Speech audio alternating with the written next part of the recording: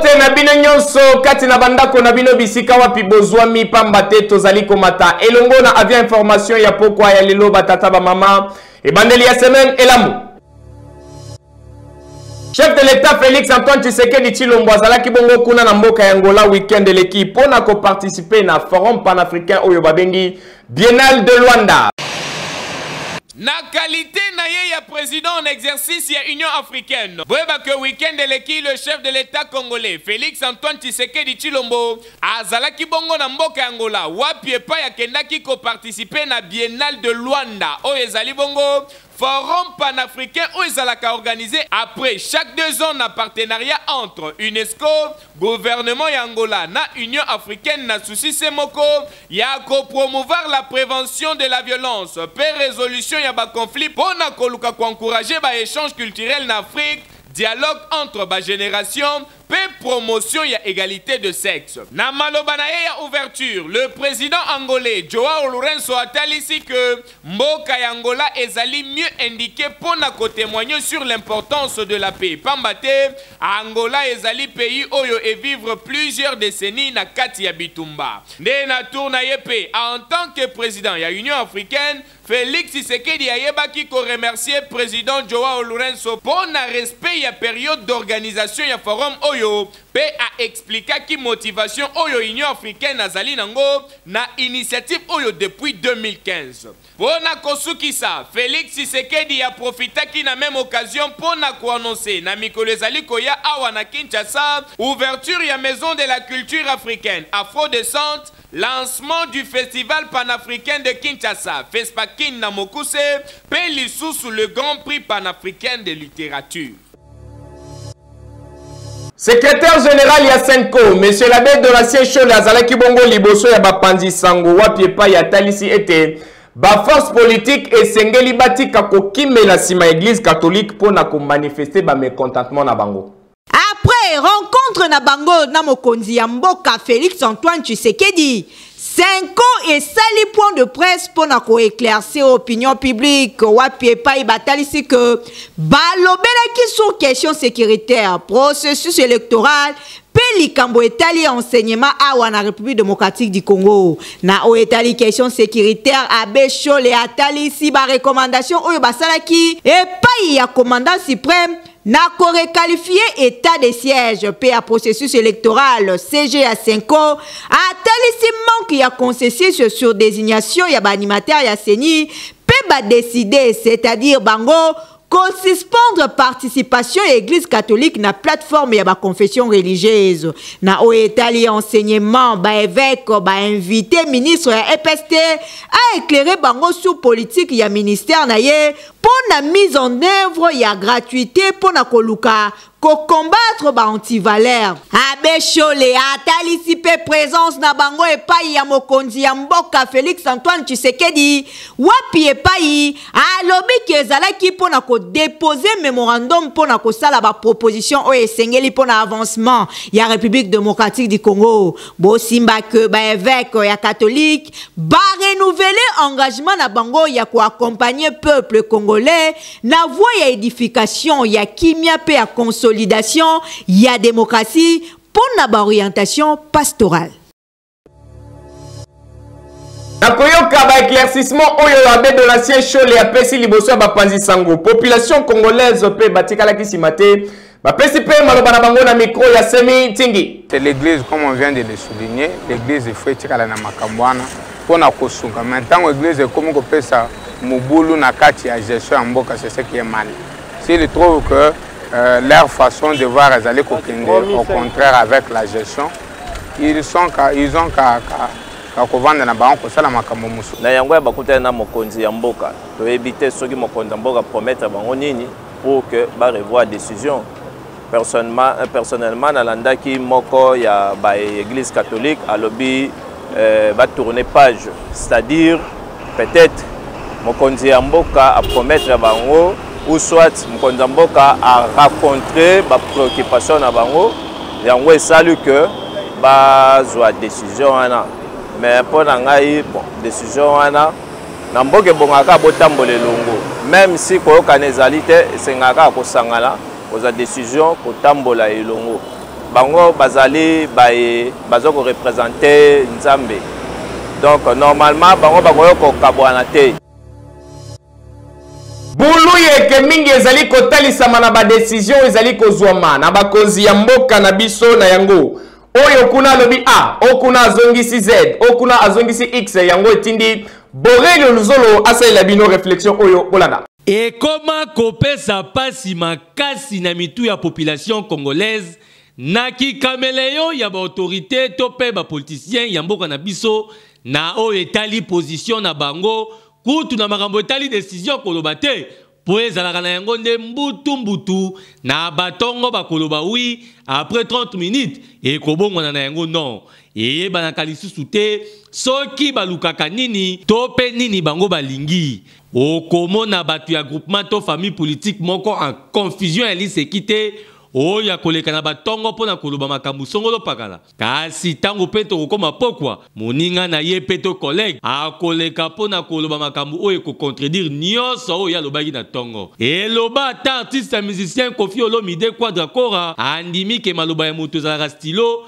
ekomaka oui ekomaka pe non, ça dépend ya baintérêt yango nde tokoma ko vivre pa ya ba autorité ya RDC net na makambo etali couvre-feu na confinement. Samedi 27 novembre leki le gouverneur de la ville Gentini Ngobila Mbaka a prometaki na bakinois nyonso kosengela bango epai ya chef de l'état alongwela bango couvre-feu na ba fête ya fin d'année na date ya le 25 décembre na le 1er janvier. Pour que ba sepela malamu ba vivre lisusu bilengangeli oyo babungisaki mwa tango molayi kasi tango kaka sali message wana boyeba ke na ngambo na ye atikalaki simate le déclenchement automatique ya couvre-feu na confinement le docteur Mouyembe yepe malamoko sali message pour la volobaki. République démocratique du Congo eza menacé na 4e vague ya Covid oyo eza ko senga penza ko renforcer lisusu couvre-feu topé ko zongi sali lisusu ba congolais na confinement alors que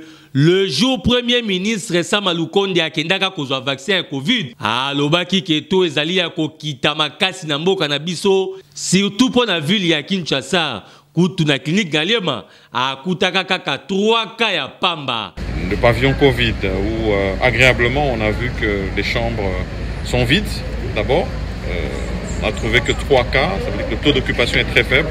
Donc nos chiffres sont actuellement très bas. Nous devons nous battre pour les maintenir aussi bas. Et la vaccination fait partie des éléments qui nous permettent de maintenir ces chiffres aussi bas.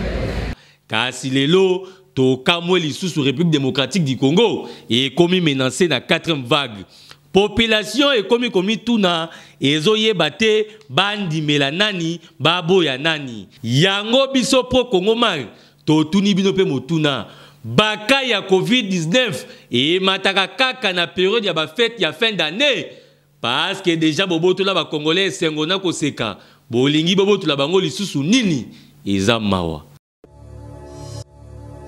Centre de santé la semence kuna na quartier Mikondo na commune ya Nsele ezali kosunga mingi population ya coin oyo kasi eta o ezaleli mawa.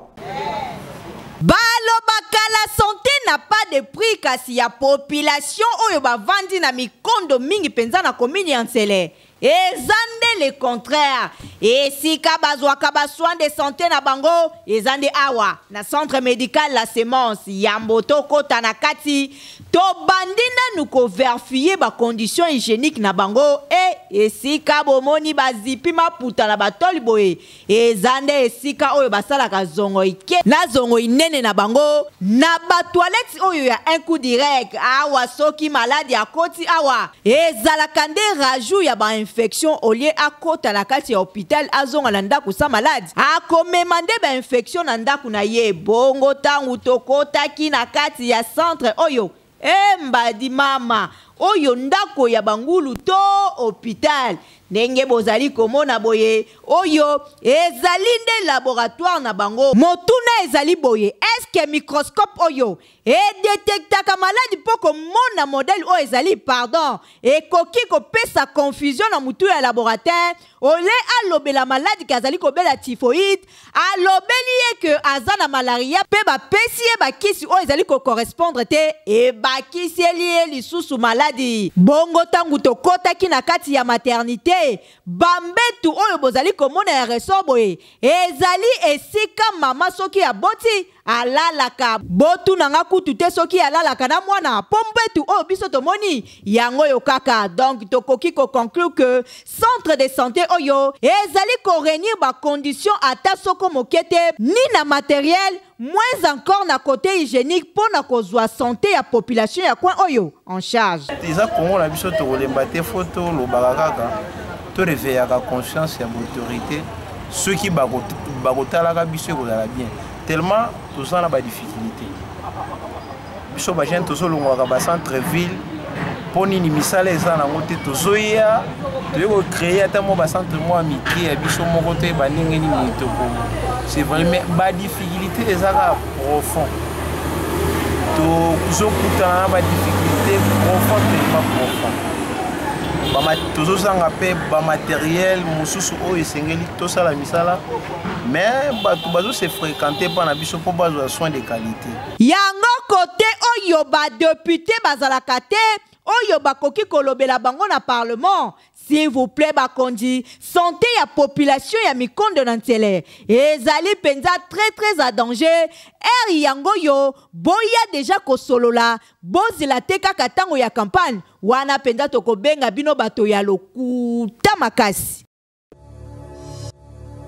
Bakuluna babotoli FARDC moko kuna na commune ya Njili na quartier de babotoli e Grenade likambo kokamo. En tout cas, likambo ya phénomène kuluna awa na ville province ya Kinshasa to yebite soki commune nyango po malgré ndenge bakoma kokanga pe komema bango kuna na kanya makasese kasi kuluna ezali kosila nango kaka te bazali toujours kobota malokola mayebo kutu ya turoyo bana mibali oyo bakei mosika pona kokoma ti na niveau ya kokale FARDC moko na nzela kobotola ye na ba grenade tozali bongo na quartier 2 na commune ya Njili mono ya muke oyo moni oyo na ba 21h30 ayepa na ngai albivie babotoli saki moko soda kuna moni ba grenade na kati biloko ba soda ngana bi kiende loka yo moni batwana yelanga biloko ngo akei banda kendaki aye komona na te na tongo na yoki soda mo se plein biloko na ngai basaki na ngai na coin na bisava comme petona yaki jana butu na okange na tongo na zele place avandaka ye moko susu ayebosani ke nzela na lekaka nkoya zoya n'interpeller ngabimese babiloko kenozo basoda babotoleki babote bakende kolalisa ngai na yaki retard yango na mona moyena zonga te na biso bazoki biloko ngo yenda iba kombo na bango yenda za mieux placé commandant ya sous commissariat ya Njili 2 azangaki maloba te na micro ya Pro Congo Mag alobi boy monsieur oyo en bleu Anix oyo wana to kangai il y a 2 semaines to tindie acquis des droits mais curieusement les loyo azali surpris lisusu en état toujours d'arrestation il y a fait moko o ezali gravissime liboso ya l'État accompagné de son ami ici monsieur azo reconnaître na kati ya maloba na yende ngazo loba wana bilili que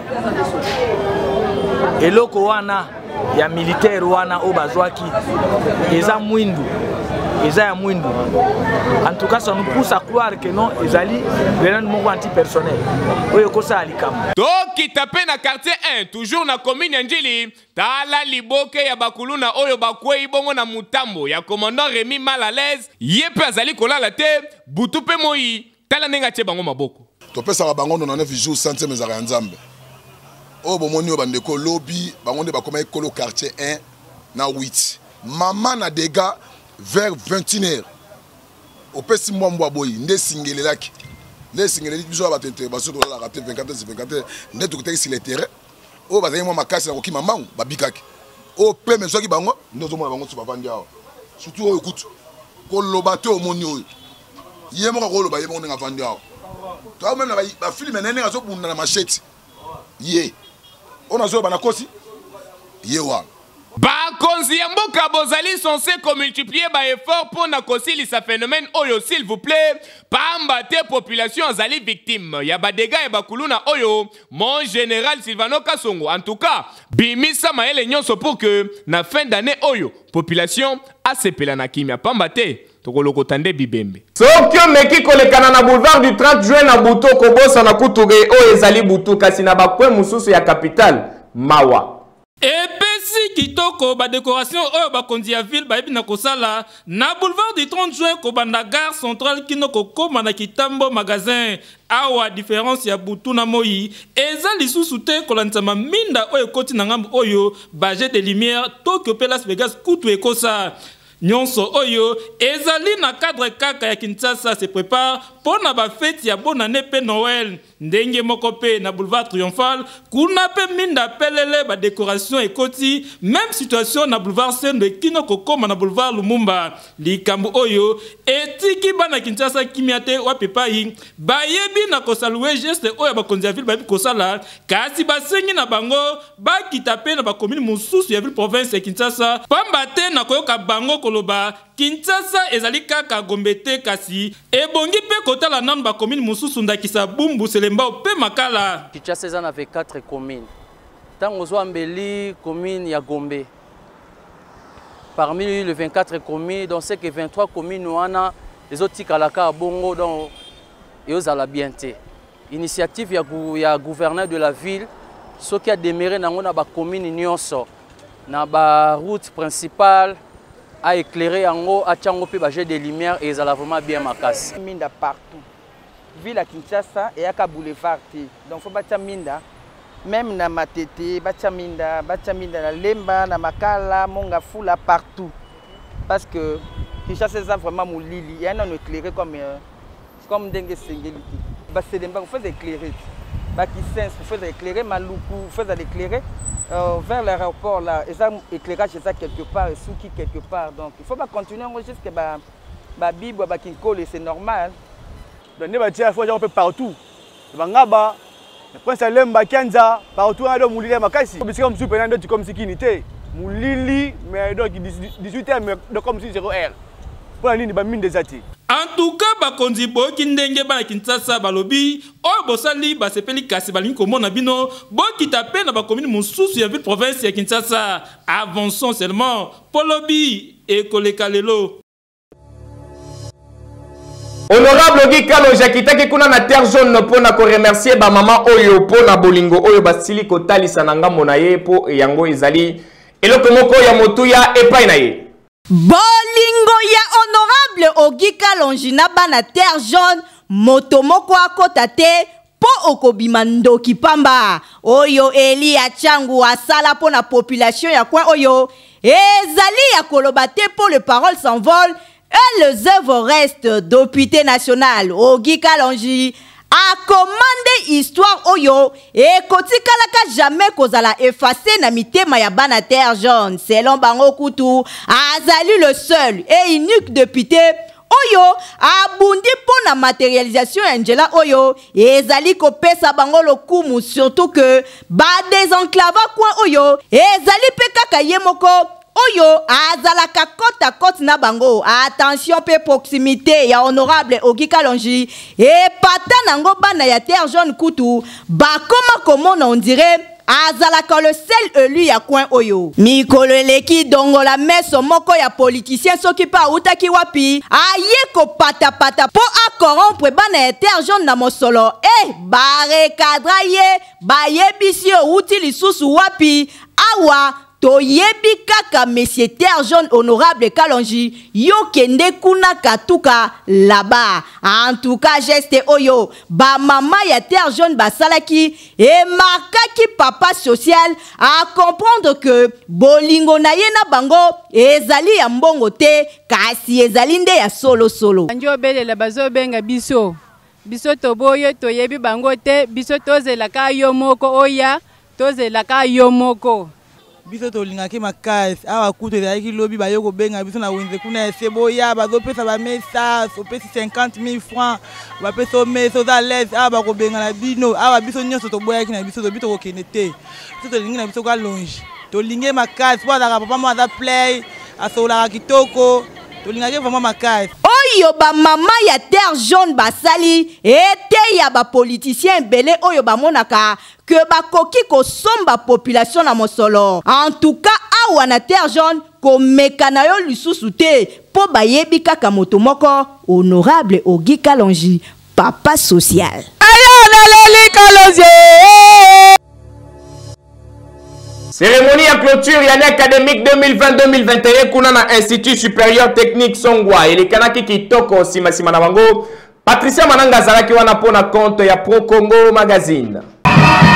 Yindaki mabe na collation des grades académiques pe clôture ya année académique 2020-2021 na Institut supérieur technique Songwa ISTS na Mukuse. Pour na ko embellir cérémonie oyo baloreya babandaki carnaval na bango kolongwa petit boulevard ya 11e rue tina siège ya institut na bango esika milulu ebongisamaki. En tout cas ezalaki esengo na ndenge ya kosakana te ezwaki maloba directeur général ya ISTS professeur ordinaire Bito de Totila Eugène a talisaki esengo komona 4e collation ya établissement universitaire oyo pe abakisaki pona kotalisa baloria que bazali nanu ko comprendre privilège oyo bazali nango te ya kotanga awa na ISTS par rapport ya utilisation ya outil d'application ya recherche ya santé dirigé na maboko ya maître Dorter Kanakanda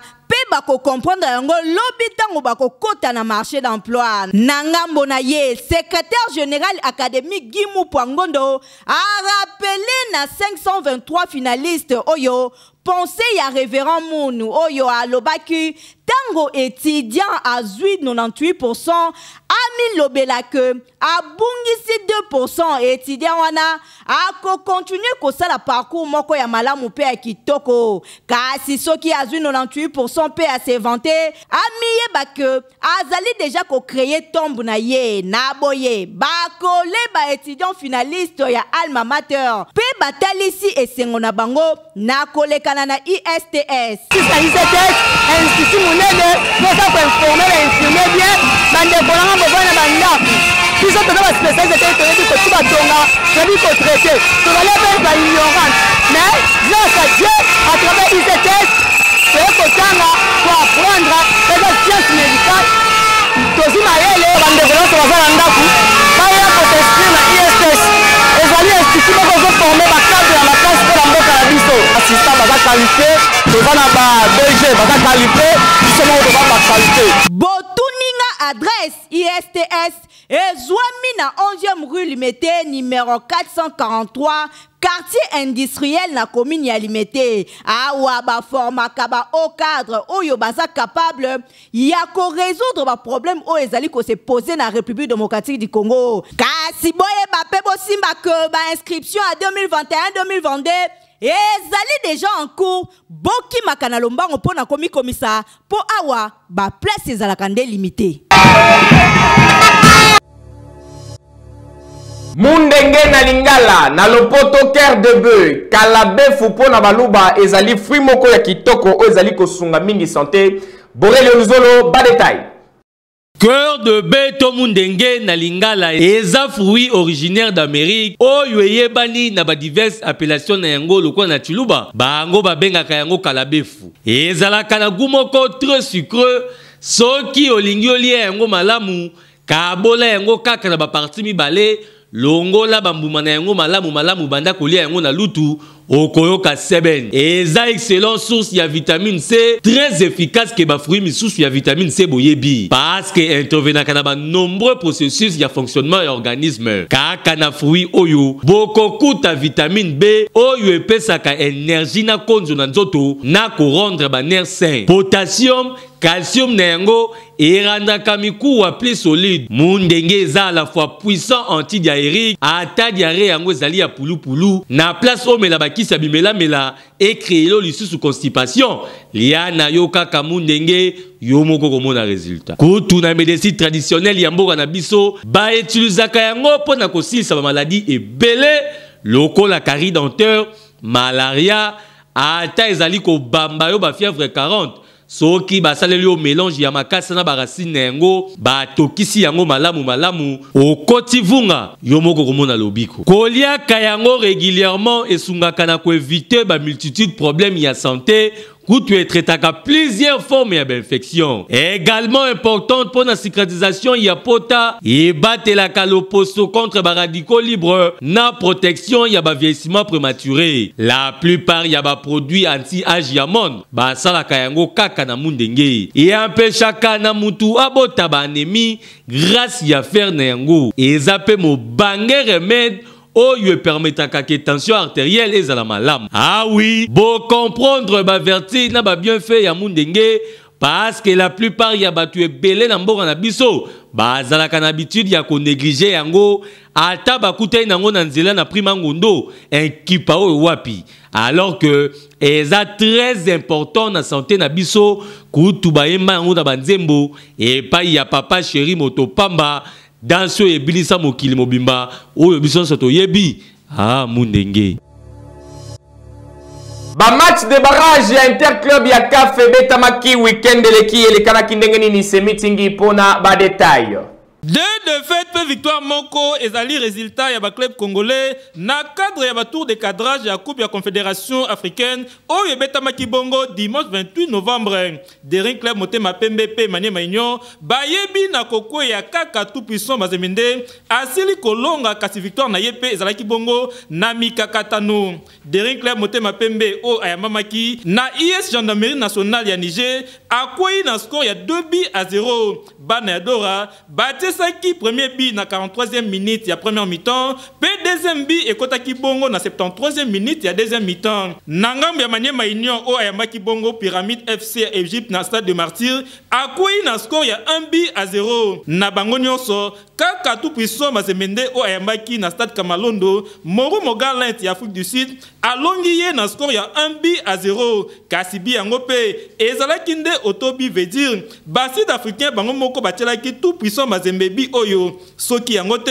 peut-être tout puissant Mazembe pe alingaki kosala match ni toko pour la match oyo boye talisi ke résultat ya ba club congolais na phase aller o ezali mabe makasi kasi bosengeli koyeba ke ba match retour ekobeta mabongo le 5 décembre to bandi ke ba club congolais ba kosala monso na tina été ba phase retour eleka na kitoko po bazala qualifier na phase de poule avançons seulement Kolobi et Kolekalelo.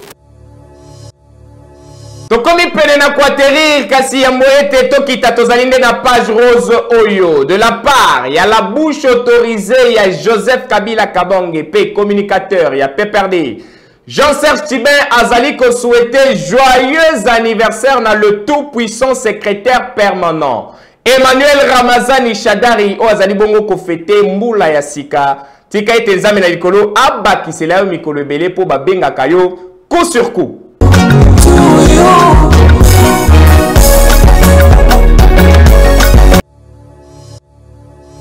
Mbotama elamu na Calvaire Balumbu depuis Californie Molandi monene ya Pro Congo Magazine bisika ozwa mitika ete nzambe na likolo abakisela yo mikolo ebele.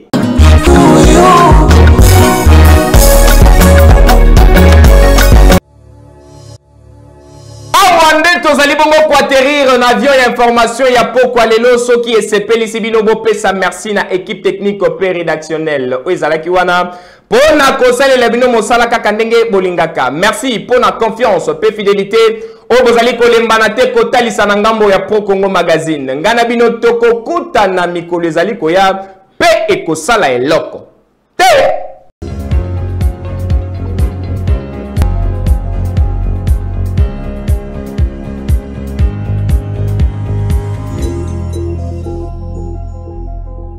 Sokyo meki kolekana na boulevard du 30 juin na buto kobosa na kutuge o ezali butu kasi na bakwe mususu ya capitale mawa.